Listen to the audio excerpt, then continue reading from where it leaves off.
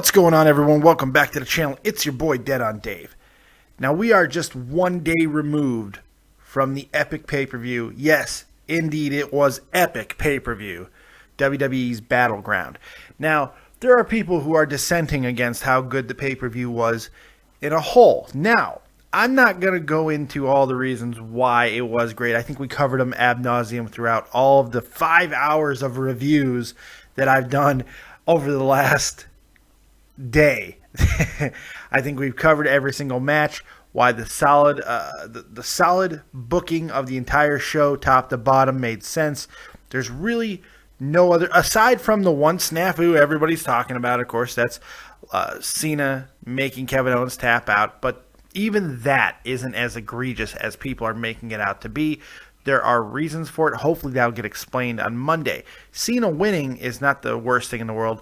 The way he did it, questionable. Now, that's not why we're here, though. We've covered that. What people are going crazy about now is like, well, this just doesn't make sense. The Undertaker, it's been 2 years, it's been 18 months, 19 months. Why now? Why destroy Lesnar in this way, make Lesnar look weak? Why do that? It doesn't make any sense. He's old, and it doesn't make sense for him to do this. Costing Seth Rollins the match, it just makes everybody look weak, and it's a terrible thing. It makes no sense. Well, I'm going to tell everybody why they're wrong. Those of you, now look, everybody's entitled to their opinion, and no opinion is correct. That's why it's an opinion. That's the wonderful thing about it. Nobody's right.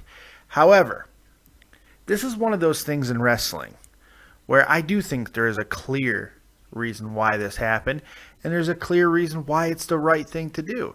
Not only is it completely acceptable for the only 49-year-old Undertaker to return. By the way, best shape we've seen him in about the past 5 years. He's in great shape. You know what? He's healthy for the first time. That's the first key. That's the first key. The guy's healthy. He's able to compete. That's the first key to all of this. And if he can make an actual run, which it looks like this is not going to be a one-off situation, then that makes it even better. For all of you saying 2 years is too long, nobody cares anymore, do you not forget how impactful what Brock Lesnar did really was? Brock Lesnar broke the streak. The memes people make from the reactions are still legendary to this day. Not even the act of the streak being broken that is so legendary. It's the memes that moment created are legendary. That's how big that moment was. Huge moment. One of the biggest moments in wrestling history. And why is that? It's because most people feel that the Undertaker's streak is the greatest single record in all of wrestling history. People put the Undertaker's streak, I'm not one of them, of course, because remember, I'm not the biggest Undertaker guy in the world. Remember that. I do respect the Undertaker, and I like the Undertaker just fine, but I'm not one of these guys who puts him as the greatest of all time. But there are a lot of people who put that streak above Ric Flair's title reigns, Bruno Sammartino's epic run as champion. It's Undertaker than everybody else. That streak and then everybody else.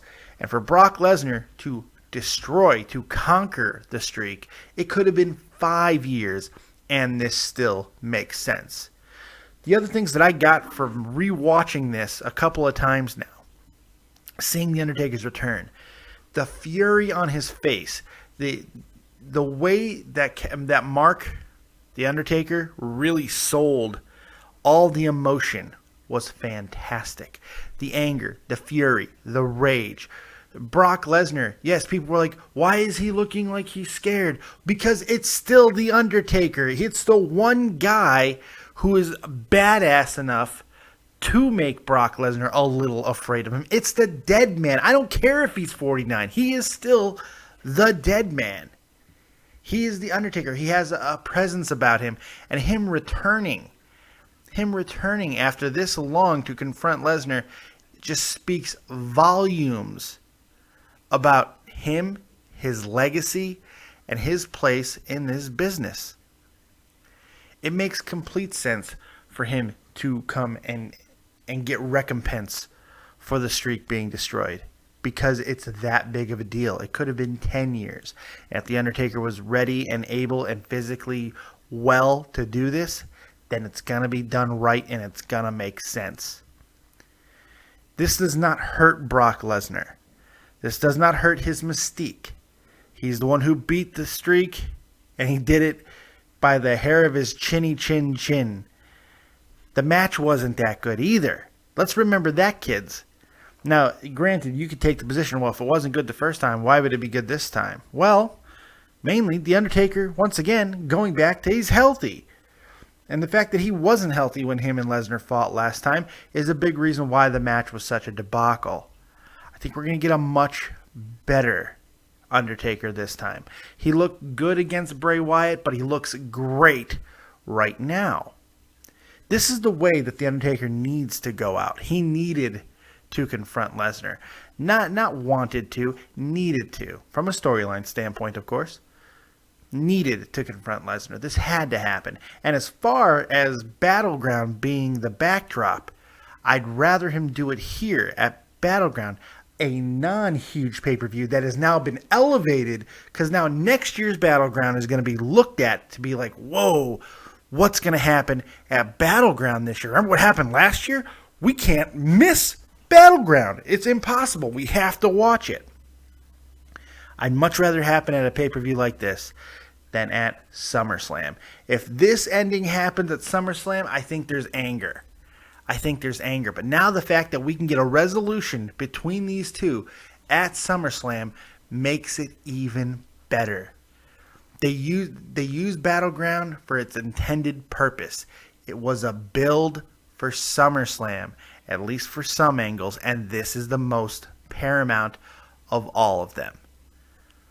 So I need people to relax as far as, well, it just doesn't make sense. Well, it does make sense. Maybe you don't really get the importance of the, and it's so funny that's coming from me, because I'm one who thought the streak should go down. I thought Michael should have broke the streak.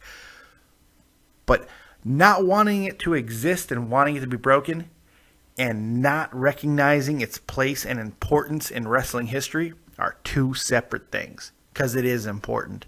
And it's also equally just as important for The Undertaker to get some kind of closure on it. And give us as fans, the fans that are still sitting with their mouth agape when they watch Brock Lesnar pin The Undertaker at WrestleMania. For those that still has that type of impact, they need this. And it's going to be epic. And you know the most important thing? It's going to draw money. Lots of it. Everyone's got to see it. They have instant pop. Monday Night Raw. Watch the ratings tonight on Monday Night Raw. And then you'll tell me in 2 days just how correct I am in this situation. That's all I got. Thanks for joining me right here once again on Dead on Dave Productions. Like, subscribe, and share. Hit that like button. Subscribe to this channel. We had a huge blow up last night. Continue that trend. Thank you guys very much for all the support. Without you, this channel does not go. Make sure you're checking everything out in the community. My good friend Tommy C over at Shot from the Point, the greatest hockey channel on YouTube.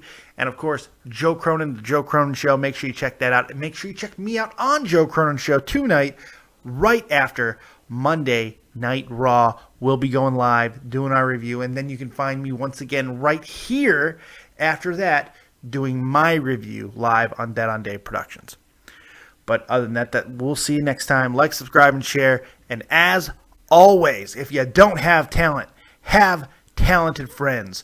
Peace.